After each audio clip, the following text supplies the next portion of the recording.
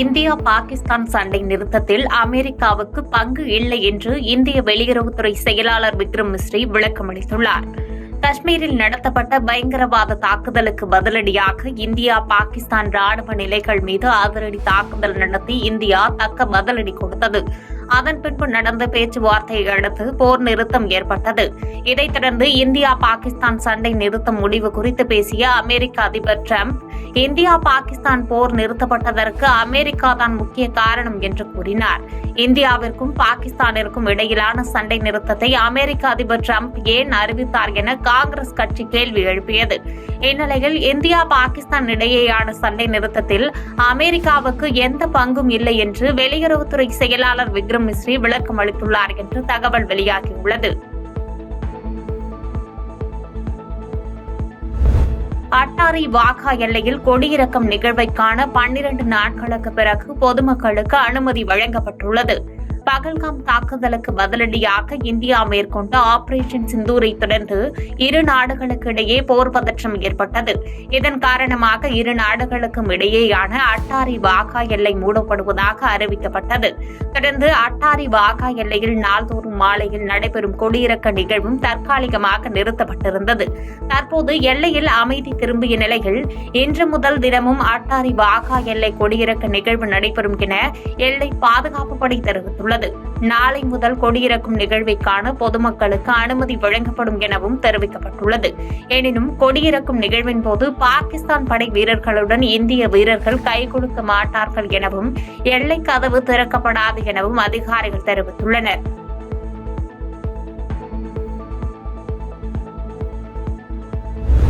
இந்தியாவில் மீண்டும் கொரோனா தொற்று அதிகரித்துள்ள நிலையில் இதற்கு மத்திய அரசு விளக்கம் அளித்துள்ளது.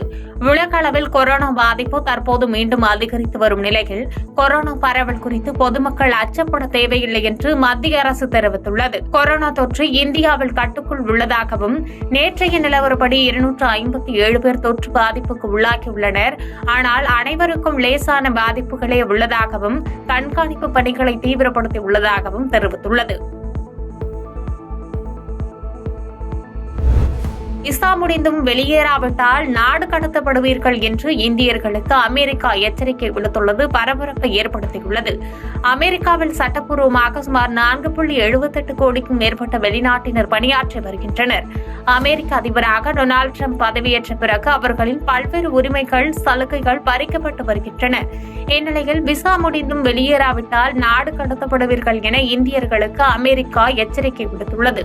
விசா முடிந்தும் வெளியேறாத இந்தியர்களுக்கு மீண்டும் அமெரிக்காவிற்கு வர நிரந்தர தடை விதிக்கப்படும் எனவும் அமெரிக்க அரசு அறிவித்துள்ளது. விசா முடிந்தும் வெளியேறாத இந்தியர்களுக்கு மீண்டும் அமெரிக்காவிற்கு வர நிரந்தர தடை விதிக்கப்படும் எனவும் அமெரிக்க அரசு அறிவித்துள்ளது. அதிபர் டிரம்பின் இந்த புதிய அறிவிப்பால் அங்கு வசித்து வரும் 45 லட்சம் இந்தியர்களும் அதிர்ச்சியில் உறைந்துள்ளனர்.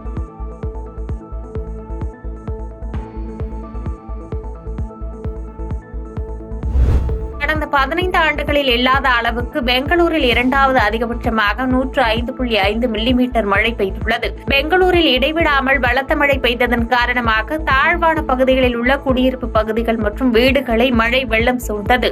பெங்களூரில் கொரமாவு, நேனரி சாலை, ஜெயநகர் உள்ளிட்ட பகுதிகள் மழையால் வெகுவாக பாதிப்படைந்தன. மேலும் வாகனங்கள் மழைநீரில் மூழ்கியது. ஆங்காங்கே மரங்கள் சாய்ந்து விழுந்ததால் போக்குவரத்து நெரிசல் ஏற்பட்டது. பெங்களூரு மகாதேவபுரா பகுதியில் பெய்த மழையில் வீட்டுச்சுவர் இடிந்து விழுந்து தனியார் நிறுவன ஊழியர் சசிகலா என்பவர் உயிரிழந்தார். மேலும் மின்சாரம் பாய்ந்து 2 உயிரிழந்ததாக தகவல் வெளியாகியுள்ளது. செய்திகளை உடனுக்குடன் தெரிந்து கொள்ள கீழ்கண்ட கேபிள் மற்றும் டிடிஎச் நெட்வொர்க்குகளில் எம்நாடு செய்தி தொலைக்காட்சியை காணுங்கள். பாதகம் செய்பவரை கண்டால் நாம் பயம் கொள்ளலாகாது பாப்பா. மோதி மிதித்துவிடு பாப்பா, அவர் முகத்தில் உமிழ்ந்துவிடு பாப்பா. அண்மை செய்திகளை உடனுக்குடன் தெரிந்து கொள்ள இணைந்திருங்கள் எம்நாடு தொலைக்காட்சியுடன்.